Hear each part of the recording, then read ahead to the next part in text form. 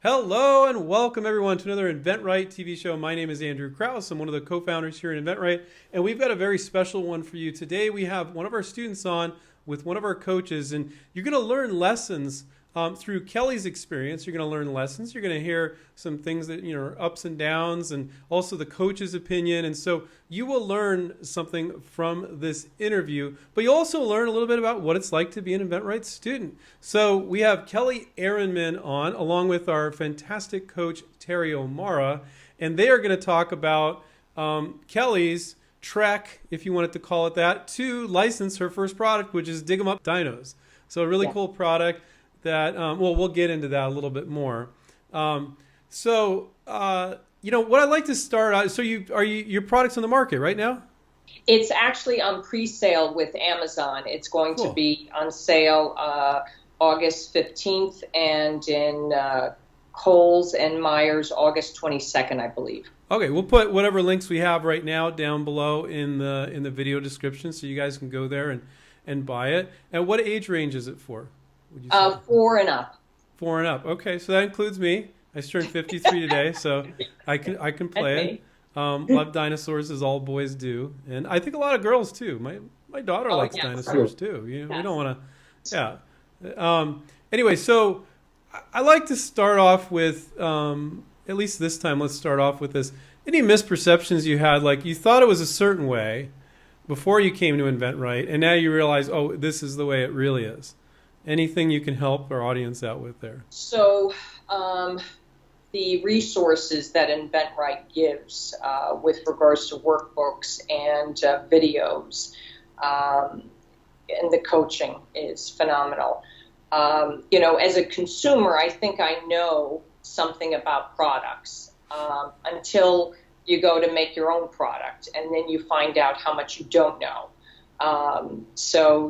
There's a big learning curve there to do the research on the product at hand, and being drummed into you from inventRight.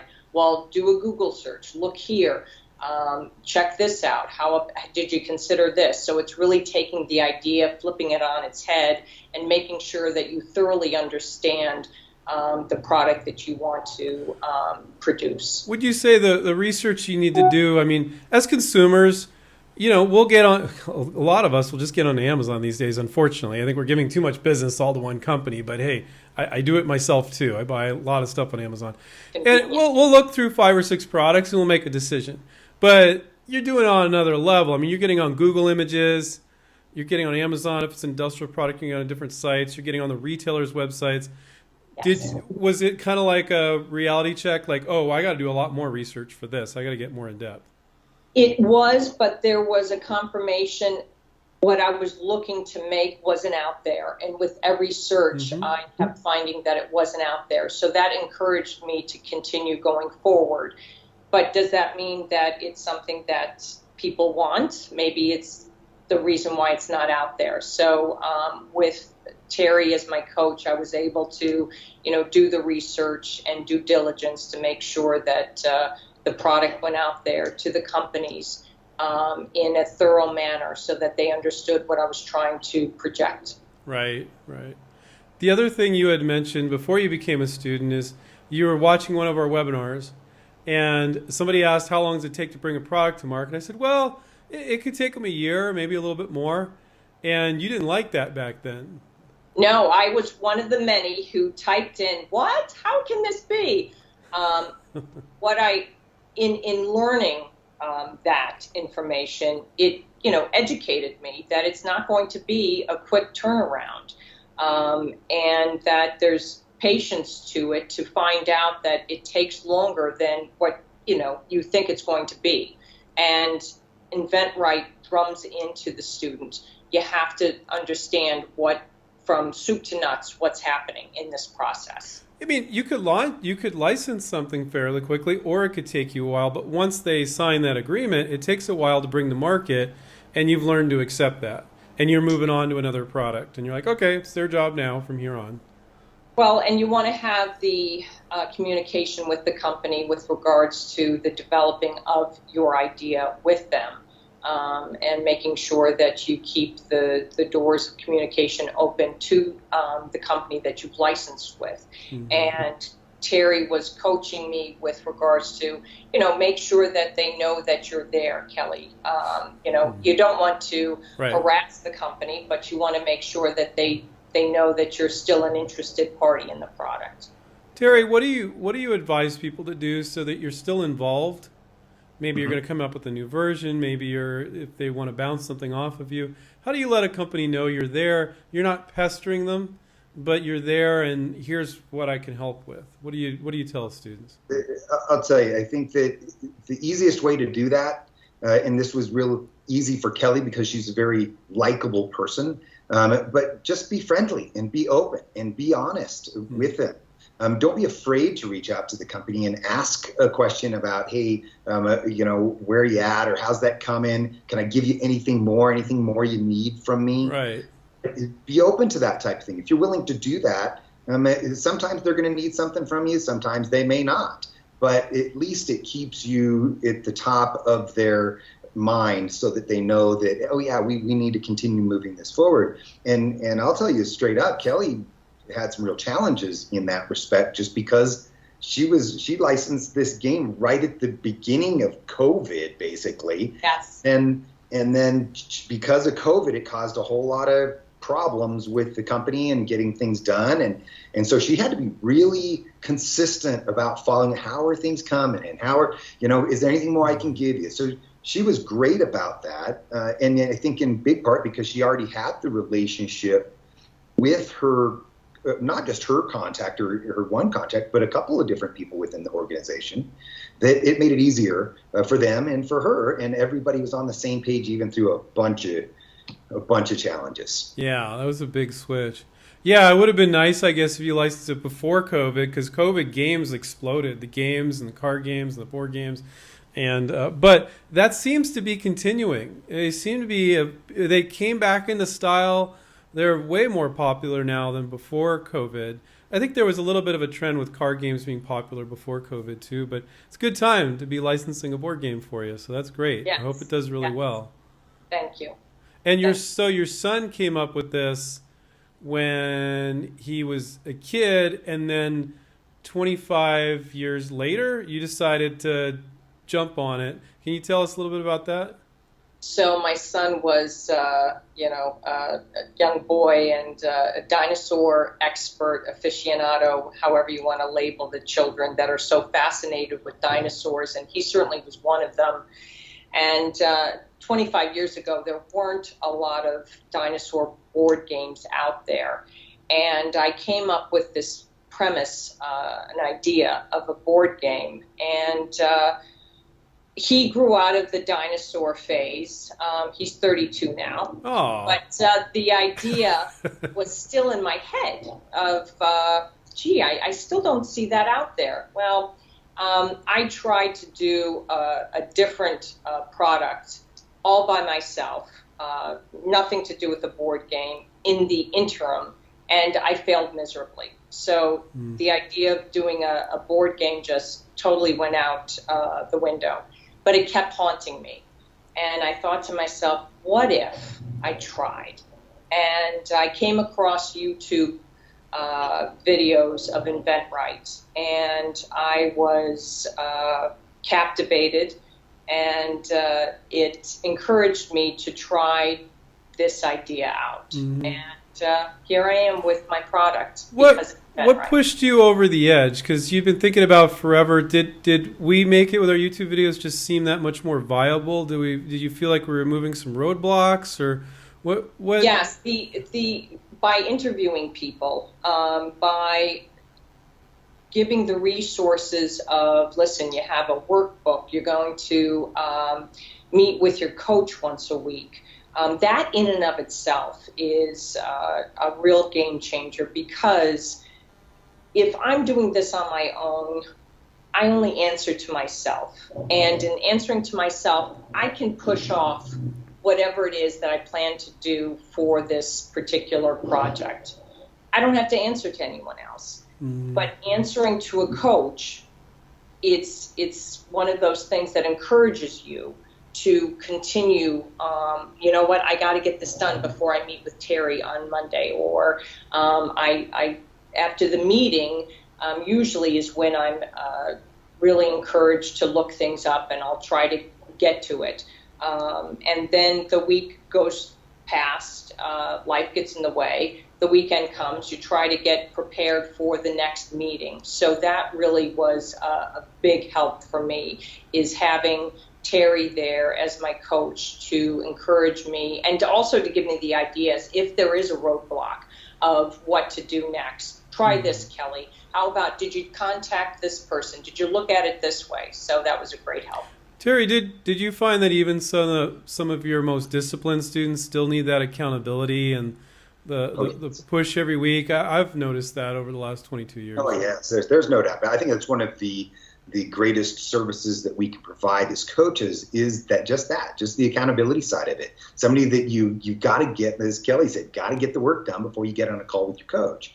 And in my experience, there's always going to be roadblocks. There's always going to be little things that life throws at you, or big things that life throws at you, to kind of keep you from getting to your goal, or testing you to how committed are you to getting to your goal. And let me tell you, Kelly had a number of those. She's one of the only people I know whose house has been hit by lightning in the midst of this. I want to hear about some of these things. I want to hear about some of the roadblocks that she experienced. But I also want to say that if you're not frustrated with something about the process, I always tell students this, you're not doing it, especially the first time, because the company's not getting back to you. You struggle with this, you struggle with that. So can you talk a little bit about parts of the process you struggle with, Kelly? And then also any crazy stuff if your house got struck by lightning? I didn't know that. Any stuff like that too, which is, everybody has things happen in their life. Maybe their house didn't get struck by lightning, but things that happen.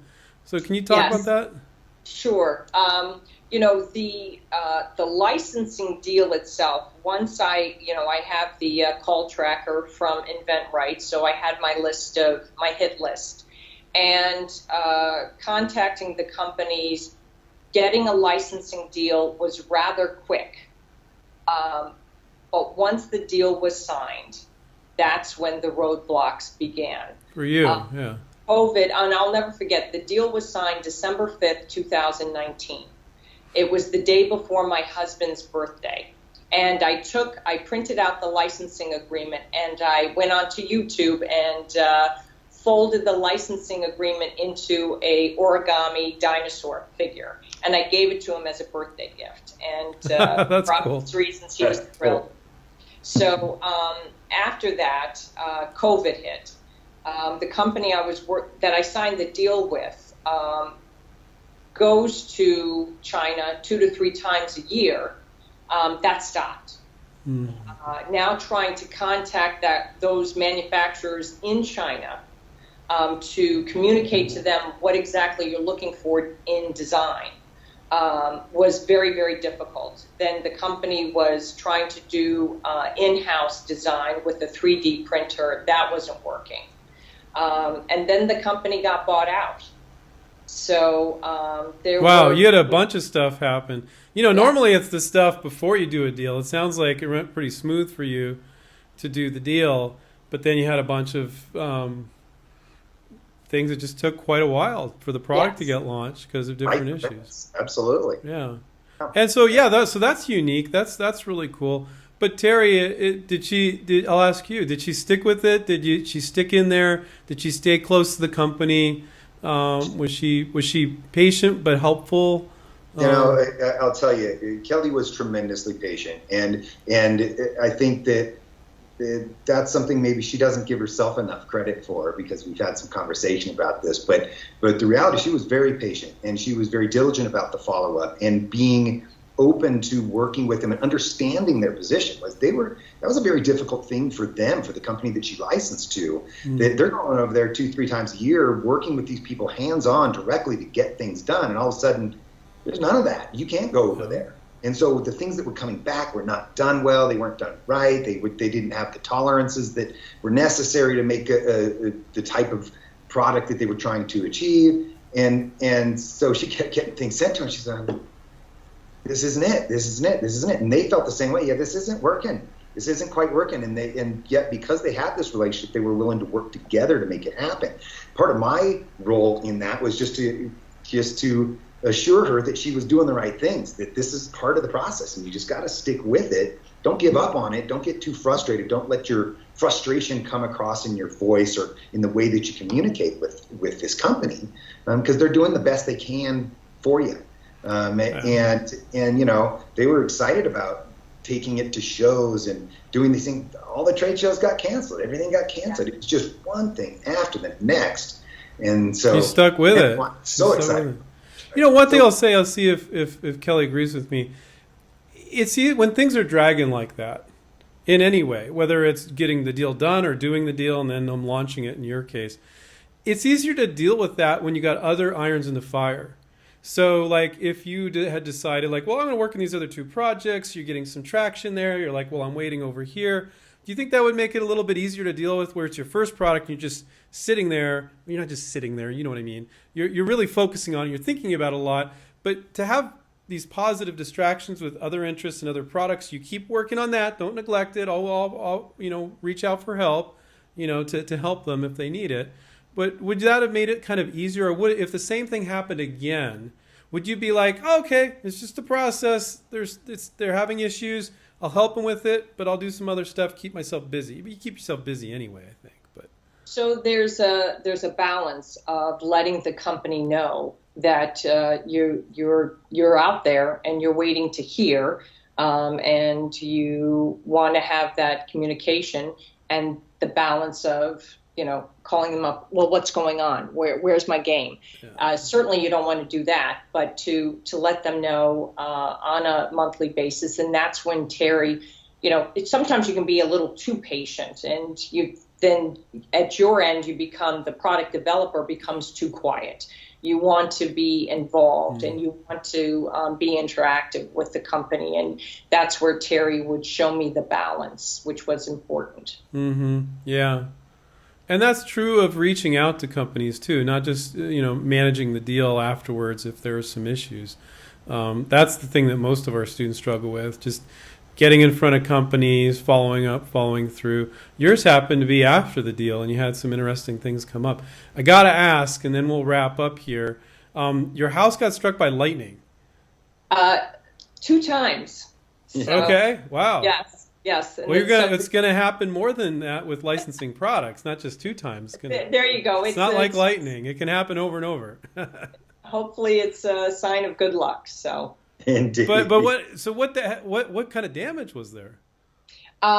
We had a little bit of a fire in the basement, and then, you know, what happens is, so it hit a water pipe, thankfully, when it struck the house. So the minute the flame started, it was put out. But then you have all the smoke, and the smoke does more damage actually than a fire actually can. So that was a process. Do you have like a lightning rod now out there, or what do you do? You know, it's very. People said, no, you don't want to do that because you're actually attracting it. But the funny thing about it is we have very, very tall trees. As I'm speaking to you, there is a tree service outside cutting down trees, but it came through all the trees and was able to find our house. So. Terry, she's cutting down her tall trees. I think she just enjoys it. I think she likes the excitement of getting struck by lightning in the house, at least. You know, it was funny. I remember telling them, like, wait, what? Your house got hit by lightning? It put another delay in things, right? She was working on another project.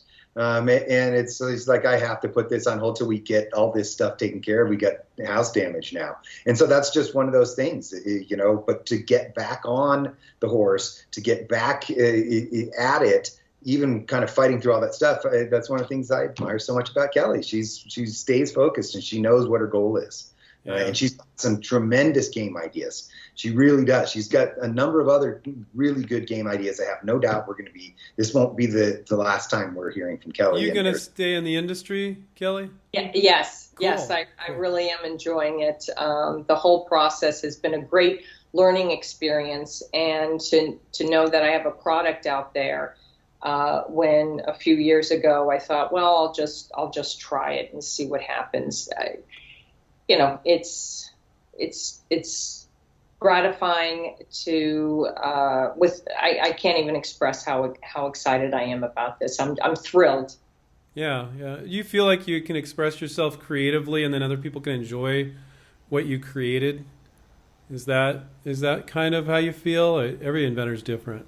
You know, I've always loved playing with children. I love the way their mind works when they're building something, and then they explain to you what they built, so you sort of tilt your head to say, oh, I didn't see it that way. So to that end, I just love the creativity. And I guess, I'm still a kid at heart. Well, yeah, I mean, if you enjoy doing that with your kids or other kids, just imagine how much joy you're going to bring to all these kids that play this game. You won't be there with them all, but they'll enjoy your creation. So that's really cool. That's fun. That's fun. Yep. Very much. All right. Well, Terry, thank you so much for coaching Kelly and doing such a great job. And Kelly, thank you so much for pursuing your dream and putting yourself out there. And you're like, what the hell? I'll try it finally. And now you're like, no, this is doable. Thank you. Thank you, inventRight. Thank you, Coach Terry. Thank you, Andrew. Yeah, my pleasure. Right. So I remind everybody to take care, keep inventing, and we will catch up with you guys next time. See you guys. Bye.